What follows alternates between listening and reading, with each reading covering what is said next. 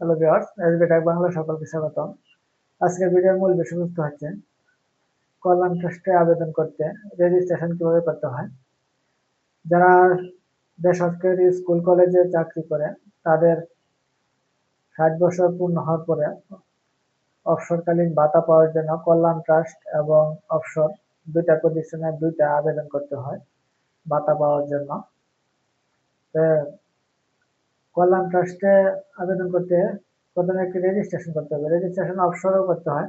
অবসর বোর্ডে কিভাবে রেজিস্ট্রেশন করতে হয় আমার চ্যানেলে ভিডিও দেওয়া আছে, আপনারা দেখে নেবেন। এখন আজকে আমরা দেখব কল্যাণ ট্রাস্টে রেজিস্ট্রেশন কিভাবে করতে হয়। তার প্রথমে একটি ব্রাউজার ওপেন করে নিতে হবে। গুগল ক্রোম ব্রাউজারটা ওপেন করে নিলাম। এখন সার্চ করে আমি দেখব কল্যাণ কল্যাণ ট্রাস্ট। এখানে আমি ক্লিক করব। এখানে ক্লিক করার পরে এখানে চলে আসছে বেসরকারি শিক্ষা প্রতিষ্ঠান শিক্ষক ও কর্মচারী কল্যাণ ট্রাস্ট। এখানে ক্লিক করব। এখানে ক্লিক করার পরে আমি কল্যাণ ট্রাস্টের ওয়েবসাইটে প্রবেশ করলাম। এখান থেকে আমাদের কল্যাণ ট্রাস্টে আবেদন করতে হয়। তো স্ক্রল করে একটু নিচে যাবেন। নিচে এই যে অনলাইন আবেদন, এখানে অনলাইন আবেদন এখানে ক্লিক করতে হবে। এখানে ক্লিক করার পরে এরকম একটা পেজ ওপেন হবে। এখানে আছে ইন্ডেক্স নাম্বার, পাসওয়ার্ড। যাদের রেজিস্ট্রেশন করা থাকবে তাদের ইন্ডেক্স নাম্বার এবং পাসওয়ার্ড দিয়ে লগ ইন করে পরবর্তী আবেদনের অবশিষ্ট যে অংশটুকু থাকবে সেটুকু কাজ করতে হবে। তো প্রথমে একটি রেজিস্ট্রেশন করতে হবে। এটা ডান দিকে দেখেন, এদিকে অনলাইনে আবেদন করুন। যেহেতু আমার এখানে রেজিস্ট্রেশন করা নাই, আমার ইউজার আইডি আছে কিন্তু পাসওয়ার্ড নেই, এই জন্য একটি রেজিস্ট্রেশন করতে হবে। এখানে অনলাইনে আবেদন করুন, এখানে ক্লিক করুন। এখানে ক্লিক করার পরে এরকম একটা পেজ ওপেন হবে। এখানে আছে নিজ পরিচিতি, শিক্ষক কর্মচারীর নাম। এখানে আপনার পূর্ণাঙ্গ নাম ইংরেজিতে দেখুন। এখানে সাপোজ দেওয়া আছে, আপনি ইংরেজিতে আপনার যে নামটা আছে সার্টিফিকেট এবং আইডি কার্ড মিলিয়ে আপনার ইংরেজিতে নামটা লিখবেন। তারপরে এখানে একটা ইমেল নাম্বার দিবেন। ইমেল নাম্বারটা বাধ্যতামূলক নয়, অপশনাল, দিলে দিতেও পারেন, না দিলেও সমস্যা নেই। তারপরে ইন্ডেক্স নাম্বারটা প্রিফিক্স সহ, প্রিফিক্স বলতে কারো ইন্ডেক্স নাম্বারের আগে এন থাকে, কারো ডব্লিউ থাকে, কারো ডি থাকে। তো যার যেটা আছে সেটা ইন্ডেক্স দিবেন। তারপরে এখানে আছে মোবাইল নাম্বার। মোবাইল নাম্বারে কিন্তু মেসেজ আসবে, রেজিস্ট্রেশন করার পরে কিন্তু মেসেজ দিয়ে ইউজার আইডি এবং পাসওয়ার্ড দিবে।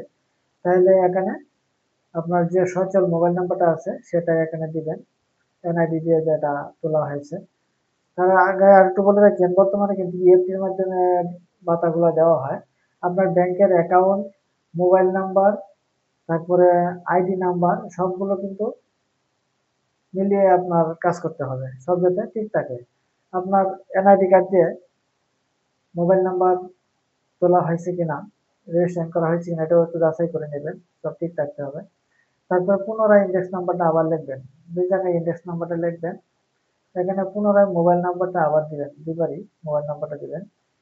তারপরে এখানে পিডিএস আইডি নম্বর আছে। আমাদের বেসরকারি হাই স্কুল এবং কলেজের ক্ষেত্রে আমি ইএমআইএস এর পিডিএস আইডিটা পাবেন। পিডিএস আইডিটা এখানে দিতে হবে, এখানে পিডিএস আইডি দিতে হবে। যারা ইএমআইএস এর আন্ডারে আছে স্কুল পর্যায়ে এবং কলেজ পর্যায়ে, তাদের কিন্তু পিডিএস আইডি ইএমআইএস তে পাওয়া যায়, কিন্তু মাদ্রাসা এবং কারিগরি পিডিএস আইডি পাওয়া যায় না। তাহলে আপনারা পিডিএস আইডি ছাড়াই দিবেন, এটা বাধ্যতামূলক নয়। এখানে কিন্তু লাল কোনো চিহ্ন নেই, তাই এটা বাধ্যতামূলক নয়। যদি থাকে পিডিএস আইডি দিবেন, না থাকলে না দিবেন। তারপরে স্ক্রল করে একটু নিচে যাবেন।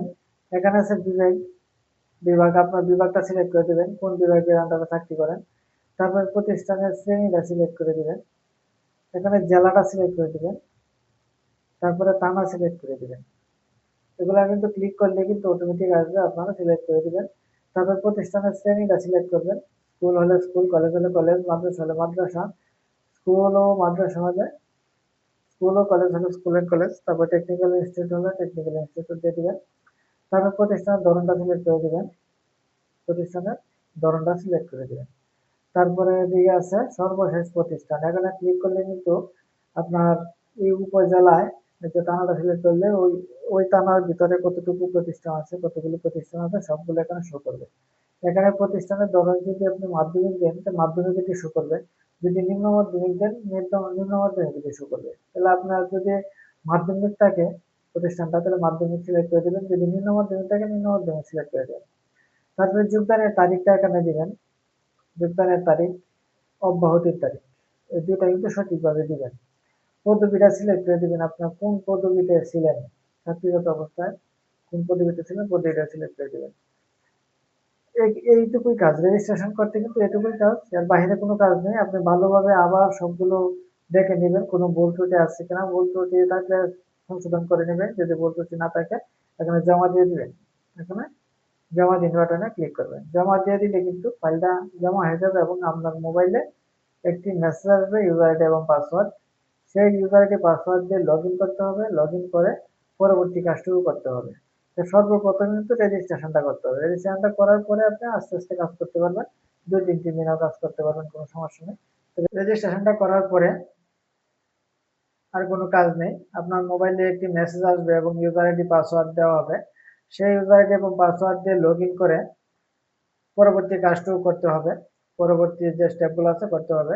সেই স্টেপগুলো আস্তে আস্তে করতে পারবেন, 2 দিন 3 দিন 4 দিনে করতে পারবেন, কোনো সমস্যা হবে না, আস্তে ধীরে করবেন।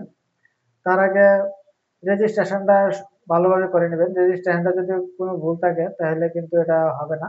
রেজিস্ট্রেশনটা ভালোভাবে করে তারপরে আপনার বাকি কাজগুলো করবেন লগ ইন করে। এবং বাকি এই কাজটা কিভাবে করবেন সেটার ভিডিও দেওয়া আছে আমার চ্যানেলে, কল্যাণ ট্রাস্টের আবেদন সম্পন্ন কিভাবে করবেন চ্যানেলে দেওয়া আছে। আপনারা ভিডিওটা দরকার হলে 2 বার দেখবেন, না টেনে ভিডিওটা দেখবেন, তাহলে নিজেদের কাজটা নিজেরাই করতে পারবেন। আজকে যে রেজিস্ট্রেশনটা আপনাদেরকে দেখিয়েছি সেটাও আপনারা ভিডিওটা দেখে রেজিস্ট্রেশনটা করতে পারবেন, সেটা কিন্তু কঠিন কিছু না। রেজিস্ট্রেশন সম্পন্ন হওয়ার পরে আপনারা লগ ইন করবেন, লগ ইন করে পরবর্তী কাজটা কিভাবে করতে হবে আমার ভিডিওটা দেখবেন, চ্যানেলে ভিডিও দেওয়া আছে, দেখে আপনাদের কাজ আপনাদের কাজ আপনারাই করতে পারবেন, কাউকে টাকা দিয়ে করাতে হবে না। তারপরে যদি কোনো সমস্যা থাকে আমাকে ইনবক্সে জানাবেন, আমি সমাধান করার চেষ্টা করব।